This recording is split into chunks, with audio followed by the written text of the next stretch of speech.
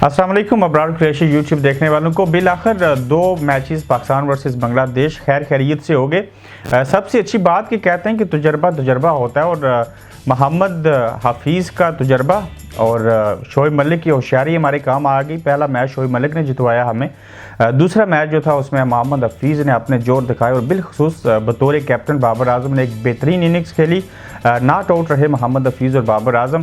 पहले मैच में हमने बॉलिंग में देखा कि पाकिस्तान ने उस तरह से एफर्ट्स नहीं दिखाई बॉलर्स ने जैसे कि होनी चाहिए थी, लेकिन आज हसनैन ने कम बैक किया, 2 विकेटें हासिल की। बाबर आजम ने अच्छी तरह से कैप्टनसी करते हुए इफ्तिखार अहमद को लगाया। शदाब चूँकि पहले से ही अच्छे बॉलर हैं, शहनशाह अफरीदी को ज़रूरत है काफ़ी सारी चीज़ें करने की, लेकिन देखना ये होगा कि पाकिस्तान ने जहाँ पे अपनी रैंकिंग जो आईसीसी क्रिकेट के अंदर थी, जो ख़तरे में थी, उसको भी बचाया। और आज दूसरी अच्छी खबर कि पाकिस्तान ने T20 की सीरीज़ भी जीत ली और ये 11वीं सीरीज़ थी। तकरीबन 10 मैचेस हारने के बाद पाकिस्तान ने ये आखिरी 2 मैचेस में कामयाबी हासिल की।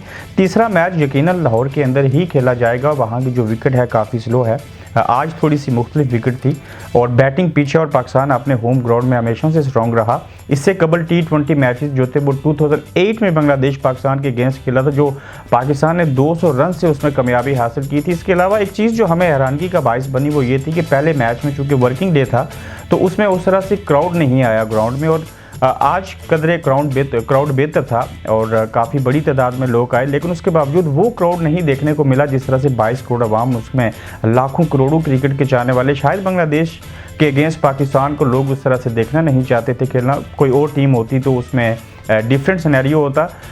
दूसरी चीज़ जो हमने ऑब्ज़र्व की कि पाकिस्तान एक ग्रीनरी कहा जाता है कि सब्ज़ हरियाली है हर तरफ, वहाँ पे मौसम चारों जो है वो हमें बैक वक्त देखने को मिलते हैं, लेकिन ग्राउंड की जो हालत देखी उसके ऊपर अफसोस का इजहार करना होगा कि सिवाय उस ग्राउंड के अंदर जो प्ले बोर्ड लगे थे वो इवन डिस्प्ले स्क्रीन की भी वो हालत ठीक नहीं थी, और एक सफ़ेद लाइन जो उन्होंने क्रीज लगाई थी वो हमें हाईलाइट होती हुई दिखाई दी या विकेटें दिखाई दी। उसके अलावा ग्राउंड की हालत देखें तो अफसोस इस बात पे होता है कि आप कम से कम उसको पानी नहीं दे सकते, वहाँ पे घास नहीं उगा सकते। अगर इसी बाउंड्री के अंदर घास अच्छे से उगा हो, सारी चीज़ें हो, तो उसको 4 चांद लग सकते हैं। और ये एक सवालिया निशान है कि पाकिस्तान क्रिकेट बोर्ड को इसके ऊपर तवज्जो देनी चाहिए। उसकी जो मैनेजमेंट है हमारे ग्राउंड और बिलखुसूस कज़ाफ़ी स्टेडियम जो कि दुनिया के पहले 7 बड़े स्टेडियम में से एक मशहूर स्टेडियम है, उसकी हालत ऐसी नहीं होनी चाहिए।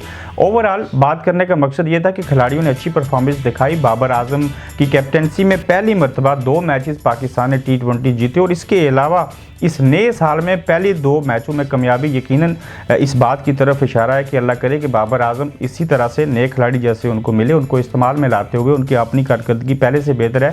T20 वर्ल्ड कप आ रहा है, उस तक अगर ये T20 में अपनी पोजीशन को बहाल रखते हैं, अच्छी तरह से क्रिकेट खेलते हैं और बाकी टीमें भी पाकिस्तान के अंदर सिक्योरिटी के मामला ठीक हो जाएँ, वो खेलने के लिए आएँ, तो यकीनन पाकिस्तान के लिए जहाँ पर माशी तौर पर इकॉनमी बढ़ेगी, पाकिस्तान के अंदर लोगों की सोच डाइवर्शन के ऊपर लगे कि आप देख लें कि पाकिस्तान के अंदर पॉलिटिकल चीज़ें, बाकी मामला जितनी भी चीज़ें हैं, हमारी कौम के पास एंजॉय करने के लिए कोई चीज़ नहीं है। और तीसरा मैच अल्लाह करे हो जाए, उसके बाद फिर बांग्लादेश आएगी टेस्ट और वनडे मैचेस खेलने के लिए भी। अपना फीडबैक ज़रूर दीजिए कि आपके नज़दीक आज के मैच का जो फतह हमने हासिल की उसका हीरो कौन था। तो अगली वीडियो में आपसे फिर मुलाकात होगी।